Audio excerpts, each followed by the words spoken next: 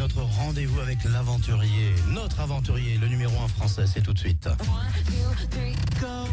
Mont-Blanc, votre radio locale. Plus live, plus proche de vous. J'ai nommé Charles Edrich et c'est son aventure la moins lointaine car il est dans l'Hexagone. C'est le premier Tour de France à la rame. Bonsoir Charles. Oui, bonsoir. Alors on rappelle, tu es, pour ceux qui ne connaissent pas cette aventure, d'ailleurs ils sont peu nombreux, tu es parti le 20 mai de Paris sur la Seine depuis le quai d'Austerlitz. Tu arriveras le 20 octobre, j'espère, au même endroit à Paris. Ça sera presque au même endroit quai des Champs-Élysées, donc c'est encore mieux. À 500 mètres. C'est encore mieux. Et là tu m'as dit hors antenne, parce que je te demande à chaque fois où tu es, tu me dis je suis actuellement à l'entrée de la Vilaine. Eh ben bon courage. Voilà, bon courage. C'est ça, mais elle porte mal son nom parce qu'elle est magnifique. Elle est belle. Absolument magnifique. C'est au fond de la baie de Quiberon et c'est une rivière qui vient de la Bretagne, donc, et c'est des paysages extraordinaires. Et donc je viens de passer une écluse qui a comme caractéristique d'être la seule où d'un côté on a de l'eau salée et de l'autre côté l'eau douce de la Vilaine. Ah ça c'est sympa.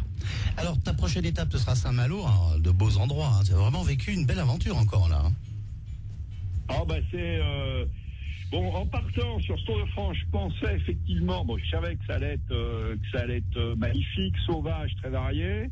Mais c'est au-delà de ce que je pouvais penser. Donc, aussi bien l'Atlantique, j'ai traversé l'estuaire de la Loire. Alors, c'est pas ce que j'ai fait de plus facile. Hein. Donc, l'estuaire de la Loire à la rame, à déconseiller, on va dire, aux gens qui ont envie de faire des choses tranquilles. Donc, en plus, j'ai fait ça de nuit en grande partie. Donc, il y a des pétroliers. Oui, et sympa. puis il y a beaucoup plus compliqué cet estuaire que l'estuaire de la Garonne.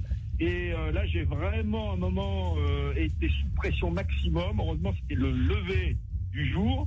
J'entends des vagues déferler et j'avais du vent face à la Loire. Et à cet endroit, c'est-à-dire 20 km à peu près au large de la Baule, ça déferlait dans tous les sens. Et je suis arrivé à passer un petit peu entre les hauts fonds, mais c'était plus que limite. Ouais, donc faut faire attention. Tu pourras donner de bons conseils lorsque tu seras rentré. Le mieux c'est quand même les vraies voies navigables, hein, le canal du Midi et tous les canaux, quoi. C'est ça, le rêve. Oui, bien sûr, c'est magnifique, mais il y a d'autres endroits qui sont extraordinaires. Ouais. La Garonne sauvage, fantastique. Ce qu'on appelle le Vieux-Rhône, c'est-à-dire la partie qui n'est pas canalisée, une pure merveille. Puis la Saône également. Donc, non, tout est très très sauvage. Hein. Sur la Vilaine, il y a plus de monde parce que les Bretons c'est un peuple de marins et remontent assez loin avec des bateaux à voile sur la rivière elle-même. En tout cas, Charles, je te remercie. Tu fais la bise à la Vilaine. Ça sera fait. Et je te retrouve la semaine prochaine. Allez. Eh bien, bonne soirée. Continue bien et porte-toi bien. À la semaine prochaine, Charles Edrich. Radio Mont-Blanc, au sommet de la musique.